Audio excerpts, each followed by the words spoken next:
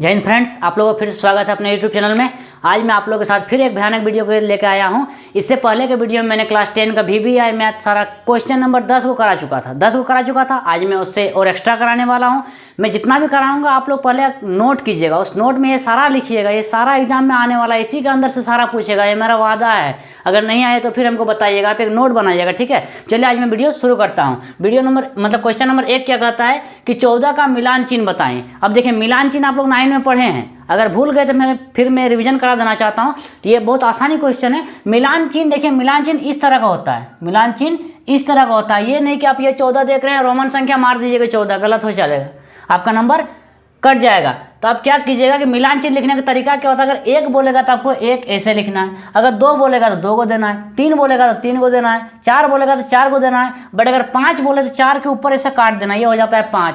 6 बोलेगा तो 5 और 1 6, 7 बोलेगा तो और 1 लगा देना है। इसी प्रकार हमको 14 बोला गया, 14 बोला गया तो मतलब 1 2 3 4 5 6 7 8 9 10 11 12 13 14, ये हो जाएगा हम लोग का 14। अब देखिए ऑप्शन नंबर किस में है, हाँ ऑप्शन नंबर सी में है, तो मेरा सी नंबर राइट आंसर हो जाएगा। ये नहीं कि आप ये मार के चलाइएगा, सारा गोलमाल हो जाएगा, ठीक है। चलिए हम लोग क्वेश्चन नंबर दूसरा पे देखते हैं क्या बोला गया। दी गई आकृति में ओ वृत्त का केंद्र है, मतलब ये जो बिंदु है ये ओ, ये क्या है, इस वृत्त का केंद्र है। एंगल ओ AOC बराबर 130 डिग्री है।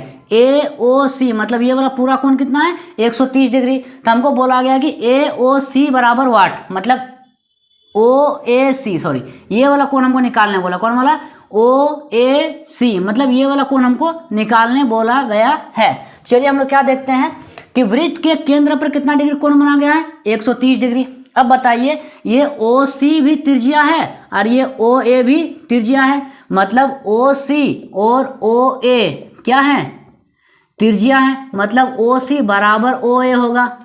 ये तो आप लोग समझ में आ रहा है, क्योंकि वृत्त के त्रिज्या हर तरह बराबर होते हैं, तो मतलब O से A जितना होगा O से C भी मेरा उतना ही होगा। अब आप लोग जानते हैं कि अगर किसी त्रिभुज में, हम लोग ये मान लेते हैं त्रिभुज है, ये क्या है, त्रिभुज है। आप लोग जानते हैं किसी त्रिभुज में अगर कोई दो भुजा बराबर है तो उसके संगत कोण भी दोनों बराबर होते हैं। इसका मतलब आपको क्या बताना चाहता है कि ये वाला कोण और ये वाला कोण भी क्या होना चाहिए, बराबर होना चाहिए। तो हम इन दोनों को x मान लेते हैं, ये दोनों क्या मान लेते हैं, x।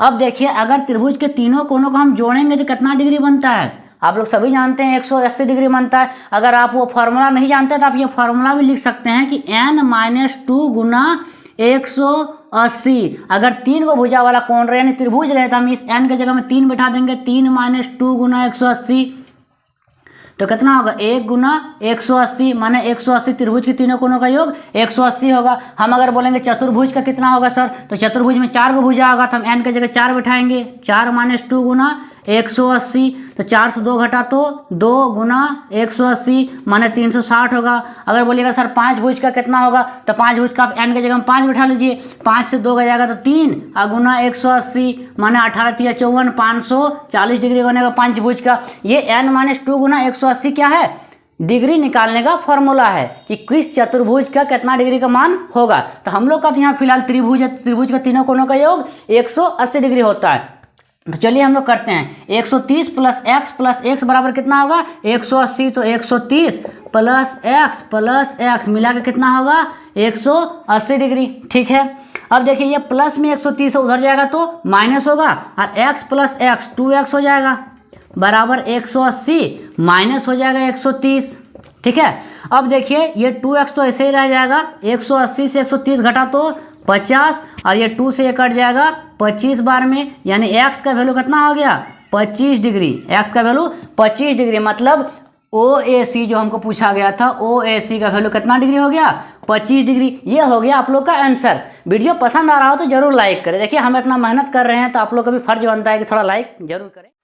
तो चलिए हम लोग फिर से नया क्वेश्चन पर आते हैं। तीसरा नंबर क्वेश्चन क्या कहता है, बोला एक घड़ी की मिनट सुई द्वारा 1 मिनट में बनाया गया कोण। ये बहुत ही इंपॉर्टेंट क्वेश्चन है। बोला एक घड़ी का अगर मिनट का सुई अगर चलता है तो 1 मिनट में कितना डिग्री कोण बनाएगा। ये तो घड़ी इस प्रकार आता है, घड़ी इस प्रकार वृत्त जैसा रहता है, आप लोग सभी जाने होंगे। यहाँ पर 12 रहता है, 1 2 3 4 5 6 7 8 9 10 11 12 इस प्रकार रहता है, आप लोग सभी ने ये देखा होगा। अब बताइए, अगर ये मिनट का सुई अगर यहाँ पर है और पूरा अगर राउंड मार के फिर यहाँ आता है तो मतलब 60 मिनट पूरा करता है। कितना मिनट?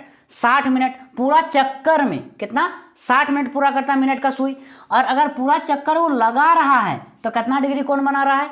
अगर पूरा राउंड घूम रहा है तो कितना डिग्री कोण होता है? 360 डिग्री। तो अगर मान लिया जाए पूरा अगर राउंड घूम रहा है तो 360 डिग्री, और पूरा राउंड घूम रहा है तो कितना मिनट लगा रहा है? 60 मिनट। कितना मिनट लगा रहा है? 60 मिनट। दोनों को डिवाइड कर देना है, आंसर निकल जाएगा।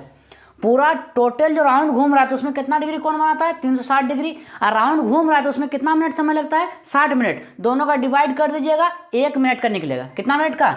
1 मिनट का कोण निकलेगा। 1 मिनट का कोण, 1 मिनट का ये कोण निकलता है। अगर यही आपको 5 मिनट का पूछता तो गुना 5 कर देते। अगर हमको यही 5 मिनट का पूछता तो 10 मिनट का पूछता तो 10 गुना कर देते। लेकिन अभी हमको 1 मिनट का पूछा तो 1 गुना करके कोई फायदा नहीं है, इसीलिए हम यहाँ नॉर्मली खाली इसको हम लोग क्या कर देंगे? भाग कर देंगे। 1 मिनट का अगर निकाल दिया जाए तो यहाँ 0 0 कटेगा, 6 से 6 बार में कटेगा, मतलब 6 डिग्री। मिनट का सुई 1 मिनट में कितना डिग्री कोण बनाती है? 6 डिग्री। चलिए हम लोग अगले क्वेश्चन में आते हैं। तो ये डी नंबर ऑप्शन सही हो जाएगा। बोला माध्यक का 3 गुना और माध्य का 2 गुना का अंतर क्या होता है? आपने अगर एक फॉर्मूला नहीं पढ़ा तो मैं वो बता देना चाहता हूँ। सांख्यिकी चैप्टर का ये फॉर्मूला है। क्या है कि 3 माध्यक माइनस 2 माध्य, माने माध्यक का 3 गुना और माध्य का 2 गुना का अंतर मतलब होता है घटाव, बराबर होता है बहुलक। क्या होता है? बहुलक। समझ मारी बात? ये आप लोग 9 में भी पढ़े होंगे, माध्यक और बहुलक, और 10 में भी है, 14 नंबर चैप्टर में। ठीक है, आप लोग क्या कीजिएगा, ये फॉर्मूला को याद कर लीजिए कि 3 माध्यक माइनस 2 माध्य बराबर बहुलक। तो यहाँ पर कहा गया माध्य का 3 गुना और माध्य का 2 गुना का अंतर क्या होता है? तो बहुलक होता है। ये तो आंसर आपको मिल गया। और इससे आपको मैथ भी दे सकता है। ऐसे बोल दिया जाएगा कि माध्य का मान अगर 6 है, माध्य का मान 6 है, माध्य का मान 6 है और माध्य का मान लिया जाए 5 दे दिया, तो बहुलक हमको निकाल के दिखाइए कितना होगा। तो आप लोग इस फॉर्मूला को लगाइएगा। 3 गुना माध्यक माने 18 हो जाएगा, माइनस 2 गुना माध्य माने 10 हो जाएगा, बराबर बहुलक हो जाएगा। बहुलक को इंग्लिश से मॉड बोलते तो आप एम दे के भी डोनेट कर सकते हैं। 18 से 10 गया तो 8 बराबर हो गया बहुलक। इस फॉर्मूला से एक मैथ आपका फिक्स, ये गारंटी है।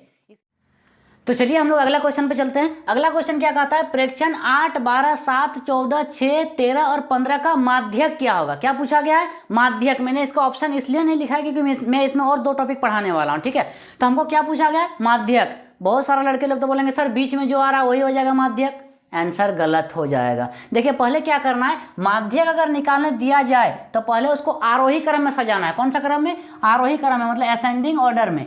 असेंडिंग ऑर्डर में जो सजाइएगा तो असेंडिंग ऑर्डर यानी आरोही क्रम। क्या होता है? आरोही क्रम। आरोही क्रम में जब सजाइएगा सबसे पहले क्या है? 6 आएगा, उससे बड़ा है 7, उससे बड़ा है 8, उससे बड़ा है 12, उससे बड़ा है 13, उससे बड़ा है 14 और उससे बड़ा है 15। ये आरोही क्रम में पहले सजाना ही पड़ेगा अगर आपको माध्यक पूछ रहा हो तो। ये आप लोग 9 में पढ़े होंगे। 10 का माध्यक थोड़ा अलग बनेगा, वो भी हम बताएंगे क्या होता है। पहले ये सारा क्वेश्चन पूछ सकता है, इसलिए हम बता रहे हैं। ठीक है, तो आरोही क्रम में सजाने के बाद अब देखना है बीच में कौन है। 1 2 3 और इधर से भी 1 2 3, मतलब बीच में कौन आ रहा है? 12। इसका माध्यक क्या हो जाएगा? इसका माध्यक यानी मीडियन क्या हो जाएगा? 12। ये होगा आंसर। अगर आपको इसी क्वेश्चन में माध्य पूछ देता तो देखिए, अगर इसी क्वेश्चन में आपको माध्य पूछ दे, जब बता रहे तो तीनों ही बता देते हैं आप लोग। सब ये सब नोट कीजिएगा। ठीक है, अगर माध्य बता दे तो माध्य क्या कीजिएगा, जितना को है सबको जोड़ कीजिएगा। ठीक है, देखिए जितना सबको अगर जोड़ कर रहे हैं हम तो 15 और 14 कितना हो गया? 29, 29 और 13 कितना हो गया? 42, 42 और 12 कितना हो गया? 54, 54 और 8 कितना हो गया? 62, 62 और 7 कितना हो गया? 69, 69 और 6 75 कितना हो गया? 75। और यहाँ पर कितना गो है? 7 गो। कितना गो है? 7 गो। और 7 से इसको क्या कर देना है? भागा। ये हो जाएगा आपका माध्य। भागा जब कीजिएगा 7 1 का 7, एगो बच गया तो 0.50, 7 लगभग 10.7 आएगा। देखिए कैसे किया हम। 7 से अगर 75 को भाग कीजिएगा तो 7 1 का 7, एक ये खट गया, 5 बचा। अब ये 5 देखिए डायरेक्टली बच गया, इसको भाग नहीं हुआ है अभी, ये डायरेक्टली बच गया है। तो इसको एक बार 0 से करना पड़ता है। ठीक है, जब डायरेक्टली बच जाता है तो अब हम पॉइंट देंगे तब यहाँ 0 देंगे। 7 7 49, एक बचा, एक, फिर यहाँ 7 1 का 7, तो मतलब 10.71 भी हम दे सकते हैं। ये हो जाएगा आपका माध्य। अगर आपको इसमें बहुलक पूछता, क्या पूछता?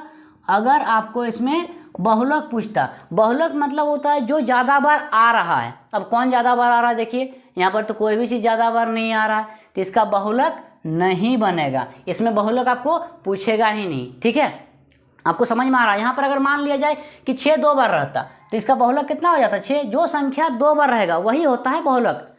समझ में आ रहा है ना। अगर वीडियो समझ में आ रहा है तो आप लोग जरूर लाइक करें, इससे हमको पता चलेगा कि आप लोगों को समझ में आ रहा है।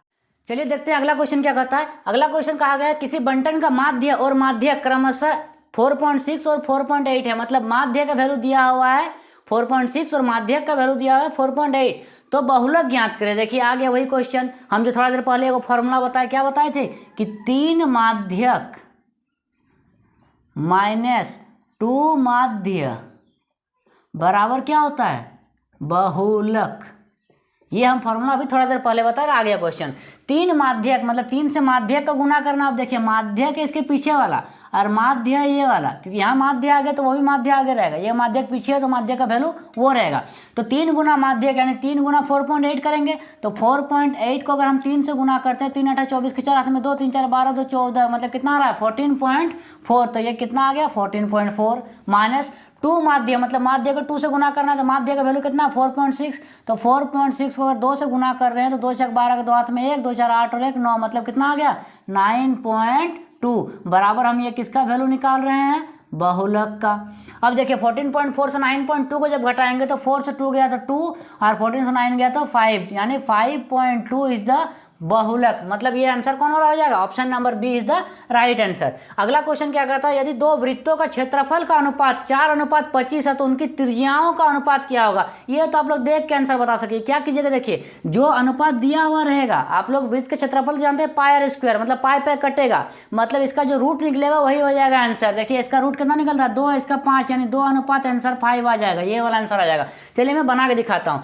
2 का क्षेत्रफल का अनुपात 4:25 है, मतलब एक कोई छोटा जैसा होगा और एक बड़ा जैसा होगा, इसका भी कोई त्रिज्या होगा, इसका भी कोई त्रिज्या होगा। समझ में आ रहा है ना बात। अब इसका क्षेत्रफल का अनुपात मतलब इसका भी क्षेत्रफल क्या होता है पाई आर स्क्वायर, और इसका भी क्षेत्रफल क्या होता है पाई आर स्क्वायर। अब इसका अनुपात मतलब क्या करना पड़ेगा बट्टा, दोनों का त्रिज्या अलग अलग है, इसलिए हम मान लेते हैं इसको R1 इसको R2। इसी का वैल्यू कितना दिया हुआ 4:25, तो लिखेंगे बराबर 4/25। देखिए यहाँ पर पाई और पाई कटा, अब दोनों में स्क्वायर है तो हम इसको सिर्फ और सिर्फ ऐसा लिख सकते हैं R1/R2, और वो दोनों का स्क्वायर उधर ले जाएगा क्या हो जाएगा √4/25।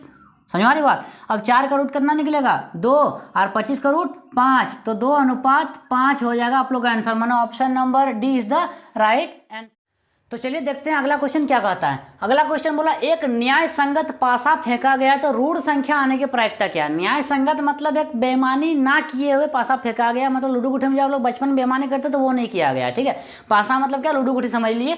तो ऋण संख्या आने की प्रायिकता। अब ऋण संख्या मतलब होता क्या है, ऋण संख्या मतलब होता है अभाज्य संख्या। ऋण संख्या मतलब क्या होता है अभाज्य। अब बताइए पासा में रहता क्या क्या है, पासा में 1 2 3 4 5 6, ये 6 संख्या पासा में मौजूद होती है। इसमें से अभाज्य संख्या कौन कौन है, देखिए एक जो है ना, एक ना तो भाज्य है ना तो अभाज्य, इसलिए एक को आप कभी भी वैल्यू मत दीजिएगा। मतलब ऐसे नॉर्मल लाइफ में वैल्यू है, बट इसको अभाज्य में वैल्यू मत दीजिएगा। ठीक है, अब अभाज्य जो किसी से भाग ना जाए, जो खुद से जाए और 1 से जाए, मतलब इसमें अभाज्य में 2 आ जा रहा है, 3 आ जा रहा है और 5 आ जा रहा है। मतलब अभाज्य संख्या कितना वो हो गया, अभाज्य संख्या 3 गो हो गया, 2 3 और 5 हुआ कि नहीं, 2 3 और 5, और टोटल नंबर कितना हो गया यहाँ पर 6 गो हो गया। तो हम यहाँ लिख देते हैं टोटल नंबर कितना गो है 6 गो। अब देखिए क्या होता है ना कि आप लोगों को फॉर्मूला याद करना पड़ता है कि प्रायिकता बराबर संभव घटना ही घटना वो घटना, फॉर्मूला कुछ मत याद कीजिए।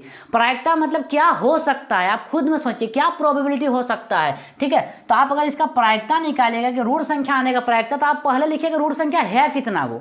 क्या समझना है कि ऋण संख्या है कितना गो, यानी अभाज्य संख्या कितना गो है 3 गो है, तो आप ये 3 लिख दीजिएगा और बटे टोटल दीजिएगा, क्योंकि आप इसी में से देख रहे हैं ना, आप टोटल में से ही नहीं देख रहे हैं, नहीं ना हमारे घर से देख रहे हैं, तो आप टोटल में से जो देख रहे हैं वो टोटल नंबर यहाँ पर देना है। ठीक है, ऋण संख्या जितना है पहले उसी में से देख लेना है कि उतना को है वो देना है और टोटल नंबर दे देना है। कोई फॉर्मूला मत याद कीजिए, इतना फॉर्मूला याद कीजिएगा माइंड हैंग कर जाएगा। ठीक है, अब देखिए 3 1 3 3 2 6, यानी 1/2 हो जाएगा इसका आंसर, मतलब option number B is the right answer. चलो हम लोग अगले क्वेश्चन पर आते हैं। क्या बोला है 1 + tan² बटे sec² का वैल्यू कितना होगा। देखिए इसका ट्रिगोनोमेट्री अगर आप लोग किए हैं तो ये बहुत ही आसान है, वरना थोड़ा थोड़ा आप लोग मुश्किल आ सकता है। क्या मुश्किल? पहले देखिए ये 1 + tan को लिख सकते हैं हम लोग साइन बटे कॉस। क्या लिख सकते हैं? साइन बटे कॉस। तो यहाँ पर स्क्वायर है इसलिए स्क्वायर दे दिए, ठीक है। अब ये भागा है ना, तो हम यहाँ लिख सकते हैं कि ये रहा भागा, ठीक। और ये सेक स्क्वायर, तो भागा यहाँ पर लिख दिया हम लोग, क्या? सेक स्क्वायर है, ठीक है। अब फिर वही बात आ गई 1 अब इसको हम लोग सरल कर लेते हैं। यहाँ पर कुछ नहीं मतलब 1 है तो कॉस स्क्वायर है, और एक को अगर सरल करेंगे तो कॉस स्क्वायर ए ही रह जाएगा। 1 से इसको डिवाइड करेंगे तो वही होगा, और इसको जब 1 से इंटू करेंगे तो कॉस स्क्वायर ए हो जाएगा, प्लस कॉस स्क्वायर कैंसिल तो साइन स्क्वायर बचेगा। यहाँ तक आप लोग को समझ में आ रहा होगा, ठीक है। अब देखिए भागा तो भागा रह गया। अब देखिए सेक स्क्वायर को अगर लिखेंगे तो क्या होता है? 1 बटे कॉस स्क्वायर है। क्या होता है? 1 बटे कॉस स्क्वायर। सेक का वैल्यू होता है कॉस का उल्टा। यह हम एक चैप्टर पढ़ा चुके हैं, अगर हम डिस्क्रिप्शन में वो वीडियो दे देंगे, आप लोग जरूर देखिएगा वो वीडियो, ठीक है। अब देखिए sine square plus cos square क्या होता है? 1। अब बटे क्या बचा? कॉस स्क्वायर है, ठीक है। अब देखिए भागा को जब हम लोग गुना करते हैं तो ये ऊपर नीचे होता है, तो कॉस स्क्वायर है ऊपर चल जाएगा और 1 नीचे आएगा। अब कॉस स्क्वायर कैंसिल हो गया, बचा क्या? 1 बटे 1 यानी 1। तो option number C is the right answer. चलिए डी नंबर देखते हैं, 10 नंबर देखते हैं क्या कहता है। tan स्क्वायर 45 डिग्री -1 बराबर 0। अगर आपने मेरा वो वीडियो देखा जिसमें मेरा पूरा ट्रिगोनोमेट्री रेशियो मैंने समझा के रखा है, अगर वो देखें तो ये तो आप लोग देख के आंसर बता सकते हैं कि 0 होगा। तो अगर वो नहीं देखे तो पहले जाइए वो वीडियो मेरा जरूर देखिए। चलिए देखते हैं हम लोग। tan 45 डिग्री का वैल्यू 1 होता है। कितना होता है? 1। अब 1 का स्क्वायर करेंगे तो क्या होगा? 1 होगा। अब माइनस यहाँ पर बोला 1 करो, तो 1 से 1 घटाएंगे तो कितना होगा? 0 ही ना होगा। तो option number B right answer है। चलिए अगला क्वेश्चन क्या कहता है, बोला यदि सेक ए बराबर 25/7 तो साइन ए का वैल्यू कितना होगा। ये बनाने के लिए पहले तो आप लोगों को कुछ फॉर्मूला पढ़ना पड़ेगा। वो फॉर्मूला हम पढ़ा चुके हैं, फिर भी और एक बार पढ़ा देते हैं। देखिए हम लोग को पहले सभी का रेशियो याद रहना चाहिए, मतलब साइन का, कॉस का, ठीक है, टेन का, कॉट का, सेक का और कोसेक का। इसका सभी का एक फॉर्मूला है, वो फॉर्मूला मैंने पहले ही पढ़ा कर रखा, तो और एक बार मैं रिवाइज करा देता हूँ। देखिए साइन का जो होता है ना P/H होता है। क्या होता है? P/H। कॉस का होता है B/H और टेन का होता है P/B। अगर आपको ये समझ में नहीं आ रहा हो कि P/B क्या है तो मैं बता रहा हूँ, ठीक है। और कॉट जो होता है टेन का उल्टा होता है, कॉट का हो जाएगा B/P। कॉट का क्या हो जाएगा? B/P। सेक जो होता है कॉस का उल्टा होता है, इसका होगा H/B। H/B। और कोसेक जो होता है साइन का उल्टा होता है, हो जाएगा H/P। क्या हो जाएगा? H/P। P मतलब होता है परपेंडिकुलर यानी लंब। P मतलब हिंदी से क्या बोलेंगे? लंब। B मतलब होता है बेस यानी आधार, ठीक है। और H मतलब होता है हाइपोटेन्यूस यानी कर्ण। अब बताइए ये तीनों चीज किस में आता है? जहाँ कहीं भी एक समकोण त्रिभुज रहेगा उसी पर ये सारा आता है, कर्ण, आधार और लंब। ये होता है कर्ण, ये होता है आधार हम बोल सकते हैं, और ये होता है परपेंडिकुलर यानी लंब, ठीक है। अगर ये फॉर्मूला आपको याद नहीं हो रहा है तो इसका मैं ट्रिक बता रहा हूँ, याद रखिएगा। पंडित बजरी प्रसाद, पंडित बजरी प्रसाद हरी हरी बोल, हरी हरी बोल। इसमें से आप लोग पहला अक्षर को ले लीजिएगा। क्या लीजिएगा? पहला अक्षर को। देखिए P लिखिएगा, B लिखिएगा और P लिखिएगा, और फिर H लिखिएगा, H लिखिएगा और B लिखिएगा। सब ये सब चीज़ ऊपर में और ये सब चीज़ नीचे। तो बन गया आपका, इसी को उल्टा कर दीजिएगा, सारा बन गया, ठीक है। अब हम लोग देखते हैं कि बनाने क्या दिया हुआ है। तो सेक ए का वैल्यू दिया हुआ है 25/7। तो सेक कहाँ? यहाँ इसका फॉर्मूला क्या होता है? H/B। तो मतलब H/B का वैल्यू दिया हुआ है 25/7। यहाँ तक ठीक है, क्योंकि सेक का वैल्यू क्या होता है? H/B। तो H/B का है ना वैल्यू है 25/7। अब देखिए H का वैल्यू कितना आ गया? 25 और B का वैल्यू 7। तो हमने लिख सकते हैं H का वैल्यू 25 और B का वैल्यू कितना आ गया? 7। मतलब ये हो गया 25 और ये हो गया 7। ये 25 और ये 7। तो किसी भी चीज़ का वैल्यू निकालने के लिए पहले हमको तीनों मान का चाहिए। अब यहाँ 2 गो है तो ये निकालना पड़ेगा। अब ये निकालने के जब शॉर्ट ट्रिक तो आपको अभी बताएंगे ना, शॉर्ट ट्रिक आप एक वीडियो मैंने छोड़ के रखा, वो भी आप देख सकते हैं। समकोण त्रिभुज का सारा ट्रिक उसमें दिया हुआ है, ठीक है। इसका वैल्यू 24 आ जाएगा। चलिए कैसे निकाले आपको बताते हैं। यहाँ हम पाइथागोरस प्रमेय लगा सकते हैं कि कर्ण का स्क्वायर बराबर होता है लंब का स्क्वायर प्लस आधार का स्क्वायर। कर्ण का वैल्यू कितना है? 25। तो 25 का हम लोग स्क्वायर करेंगे बराबर P का वैल्यू नहीं जानते हैं, और बी का वैल्यू कितना दिया हुआ है 7, तो 7 का स्क्वायर। अब देखिए 25 का स्क्वायर करेंगे तो 625 होता है, और ये 7 का स्क्वायर इधर प्लस में मतलब 49 उधर जाएगा तो -49 हो जाएगा, बराबर ये रहा पी का स्क्वायर। 625 से अगर 49 घटाएंगे तो 576 आएगा, कितना आएगा 576, और ये स्क्वायर अगर इधर आएगा तो बन जाएगा रूट, यानी पी का वैल्यू निकल गया कितना 24। 576 का रूट कितना निकलता है 24, मतलब इसका वैल्यू कितना निकल गया 24। अब हमको देखिए बनाने क्या दिया, अब तो कोई भी दे आप लोग बना सकते हैं।